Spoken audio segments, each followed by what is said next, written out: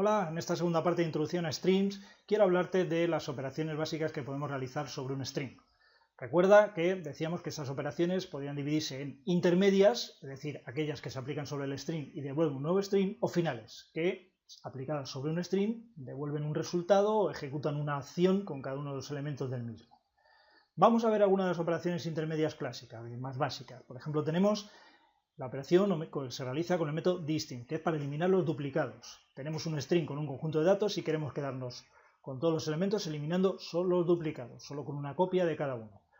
Pues simplemente llamaríamos al método distinct. Y como ves, ese método devuelve un nuevo string, es decir, el string original no es modificado, devuelve un nuevo string resultante de aplicar la operación. En este caso, pues eliminaría un 3 y eliminaría un 2, puesto que están duplicados, y nos quedaríamos con una copia de cada número.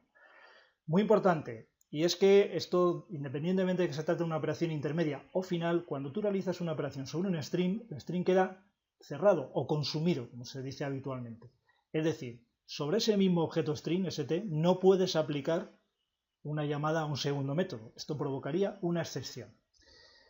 Si lo que quieres es sobre el string resultante hacer otra cosa con él, pues habrías que aplicarlos, pues eso, sobre esta variable o sobre lo que es el resultado de llamar a distinct, no sobre el string original. El string original, en el momento que llames a un método, sea del tipo que sea, queda consumido y no se puede volver a usar. Otro método básico es limit. Dado un conjunto de métodos, queremos quedarnos solo con una cantidad, los n primeros, ¿no?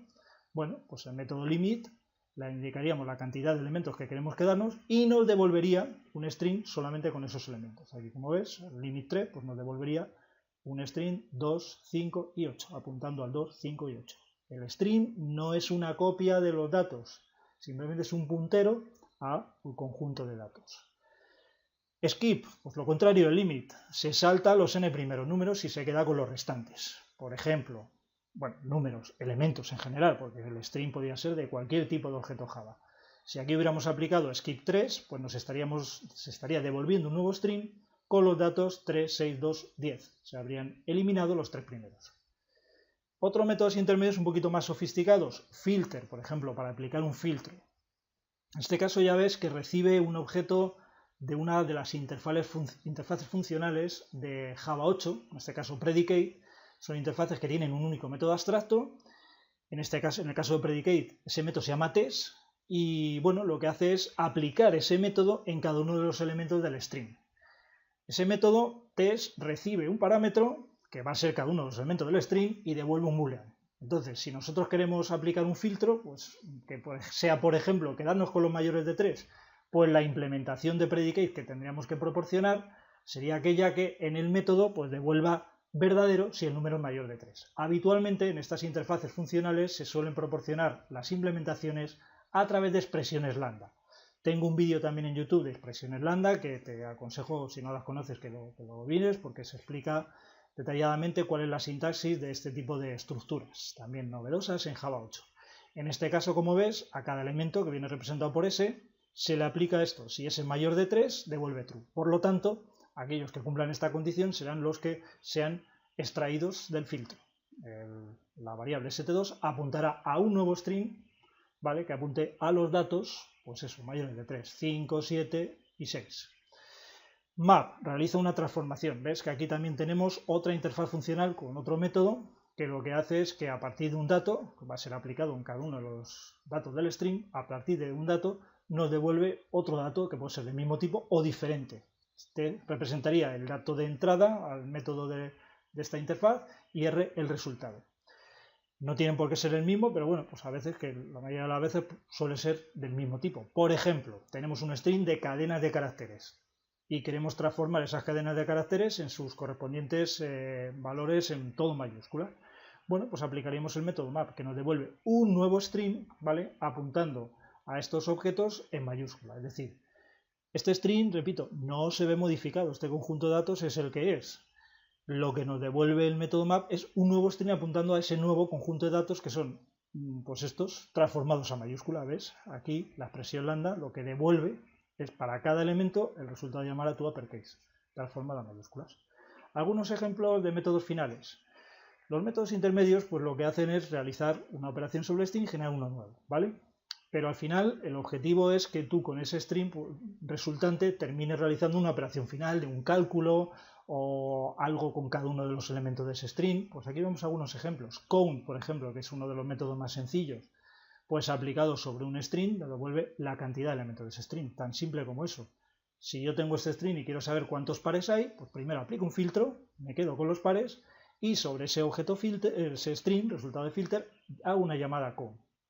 Es muy habitual encontrarse expresiones de tipo donde se utilizan string, en las que tenemos el string, llamada a un método, punto llamada a otro método, punto llamada a otro método, al final siempre una llamada a un método final, lo que se llama un pipeline, ¿vale?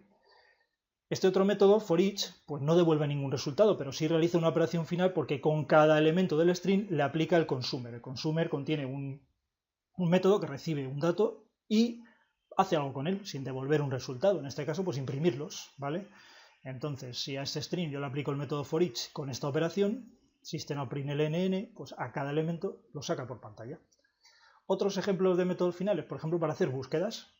Si nosotros queremos hacer una búsqueda en un string, pues le proporcionamos un predicate, en este caso lo que determina el predicate es criterio de búsqueda, ¿vale? Y bueno, pues hay tres métodos de búsqueda. AnyMatch, que nos devuelve boolean si alguno de los elementos del string cumple con el predicado. Es decir, en esta expresión lambda que yo le paso, por ejemplo, n mayor de 5, si alguno la cumple, el AnyMatch, pues va a devolver true. Si lo que queremos es que todos la cumplan, pues aplicaremos AllMatch. Solamente devolverá true si todos cumplen con la función del predicado. Si queremos que devuelva true si ninguno la cumple, pues tenemos el nonematch, ¿vale? En función de qué tipo de búsqueda queramos realizar. Este también es indirectamente para realizar una búsqueda en un string, puesto que nos devuelve el primer elemento de un string. Así de simple. Normalmente no se va a aplicar sobre un string original, sino algún string al que se ha realizado una operación intermedia. Por ejemplo, dado un string, quieres saber cuál es el primer número par de ese conjunto. Primero aplicaríamos un filtro para quedarnos con los pares y a continuación llamada findFirst. Hay algunos métodos finales, como este concretamente, que en vez de devolverte un boolean, un entero o void, te devuelven el dato encapsulado en un optional. Un optional pues es una clase que encapsula, como vamos a ver aquí, pues resultados generados con una operación final, ¿vale? Entonces, una vez que tienes el resultado de un optional, puedes llamar al método get para recuperar ese valor que encapsula. Lo que pasa es que, bueno, pues hay que tener en cuenta que si no hay nada, como el resultado no ha generado nada, pues se puede lanzar una excepción. Tienes entonces la alternativa or else, le pasas un valor alternativo, te devuelve el contenido del encapsulado por el optional si lo tiene, y si no, te da este valor alternativo. También puedes preguntar, antes de recuperar, con isPresent, si existe un valor, isPresent te dará true y entonces podrás aplicar el método get, que es lo que se hace precisamente en este ejemplo anterior. O sea, se ha intentado localizar, pero puede que no haya ningún par. Si no hay ningún par, pues no puedo llamar a get, porque me daría una excepción. Entonces, primero pregunto, ¿isPresent? Pues entonces obtengo el valor, en este caso, pues lo muestro. Bien, pues esto ha sido una introducción a los streams. Te animo a que puedas realizar alguno de mis cursos que tengo en Udemy, Aprende a programar en Java, que es para personas sin conocimientos de Java, pero que sí que tienen un conocimiento de programación y quieren adentrarse en el estudio del lenguaje. Este sería la continuación de Aprende a programar en Java, programación orientada a objetos, donde aquí se cuentan cosas como, por ejemplo, más en detalle los strings que te he estado explicando en estos vídeos y que se profundiza bastante más sobre ellos y sobre otros muchos aspectos de la programación orientada a objetos. Y para aquellos que estén interesados en el tema de persistencia, acceso a base de datos con persistencia, aquí tienes el curso, en mi curso Acceso a datos con JPA. Te voy a dejar un cupón de descuento para cada uno de estos cursos que lo tienes en la descripción, en la parte inferior del vídeo, en la descripción de comentarios. Y si estás interesado, si tienes cualquier duda antes de hacer cualquier curso o cualquier duda que tengas sobre cualquier tema de Java que yo te pueda ayudar, aquí tienes mi dirección de correo electrónico. Muchas gracias.